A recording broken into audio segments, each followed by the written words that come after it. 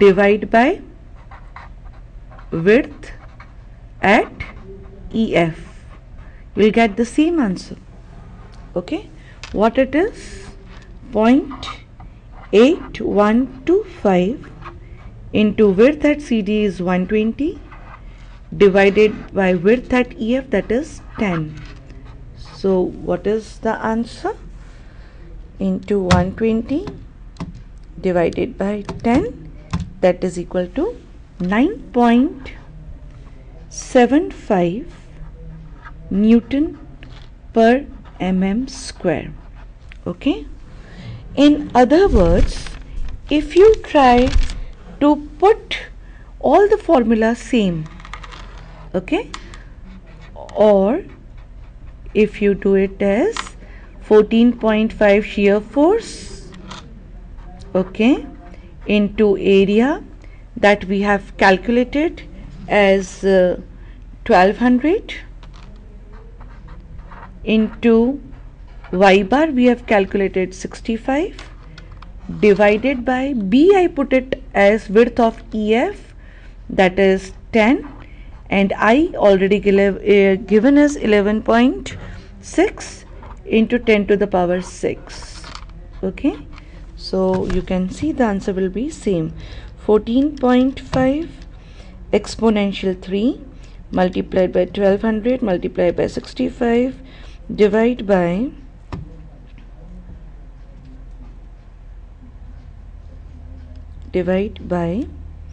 10, 11.6 exponential 6, so 9.75. Okay, so this will reduce your time, this will increase your time. Okay, so the answer for both the cases will remain same. Now we have to find out the value of tau at neutral axis. Okay, so tau at neutral axis we can see over here. Okay, tau at neutral axis. So I'll draw the diagram first above neutral axis.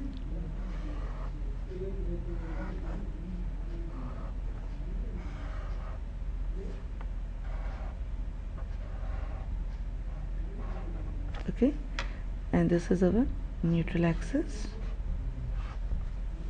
Okay, this is 120, this is 10, this is 60, this is 10, and this is our neutral axis. Okay, so now we have to calculate tau at this particular neutral axis. So tau at neutral axis, that is equal to S A Y bar upon B I. Okay, so A Y bar we can put this as 1 and this as 2.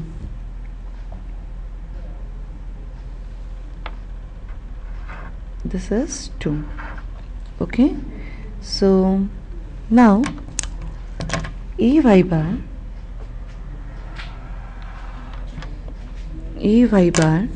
that is equal to A1Y1 plus A2Y2. So that is equal to 120 into 10 into Y1 is what? Distance of CG with respect to neutral axis. So this much distance. So how much it is? 10 by 2 plus 60. Okay, plus A2 is 60 into 10 into what is the distance? 60 by 2. Okay, so you get the value of A5 bar as 96,000. 96,000. Okay, now B, what is the value of B? So at neutral axis B is 10 mm, so we'll put it as 10 mm. Okay, I already given. So now if we substitute all these values in our equation, so what we get? What we get? 14.5 into 10 to the power 3, that is newtons, into area y bar cumulative we have calculated as 96,000, divided by b, that is 10, and I, that is given as 11.6 into 10 to the power 6. Okay, so we get the value of tau at neutral axis as 12 Newton per mm square.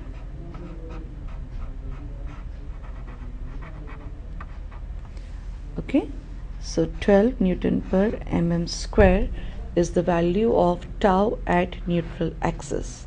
So now we will distribute the values of tau at different points and show the location. Okay, so now how to draw the shear stress distribution diagram?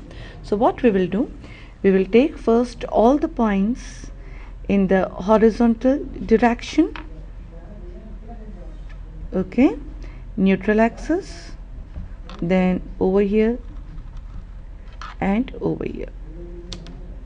Okay, after drawing this we have to draw a vertical line. So we draw one vertical line. Okay, now what are the values we have obtained? At EF 9.75, at NA it is 12, and at CD it is 0.81, at AB and PQ it is 0. So maximum value we have obtained as 12. Okay, so what we can do is we can have it as 5, scale of 5, 10 and 15. Okay, horizontal scale we have taken. Now we start our diagram. The first is tau at AB 0, so we can show 0. Similarly at PQ it is 0 as it is a symmetrical section. Then tau at CD we have calculated as 0.8125. So 0.8125 will be somewhere over here. So we can join both these points. Similarly at XY, at MN it will be same as 0.85. We can join both these points. Then at point EF we have calculated it as 9.75. So 9.75 will be somewhere over here. Similarly at XY the value will be same, so we can join both these points. Okay, then at neutral axis we have calculated it as 12 Newton per mm square. So 12 will lie somewhere over here. Okay, so we join these 2 points, and this distribution is called as the stress distribution diagram, where you get the value of tau max at center, that is 12 Newton per mm square. Over here it is 9.75 Newton per mm square. This is also 9.75 Newton per mm square, and this is 0.8 and 0.8, and this is shear stress distribution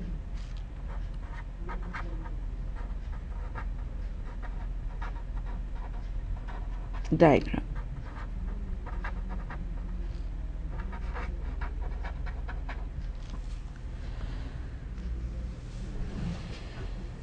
Okay, so I think I've tried to cover the sections, that is a T section, I section, rectangle section, and a circular section. Similarly, if you have got a H section or an L section, you can solve the problems in the same way.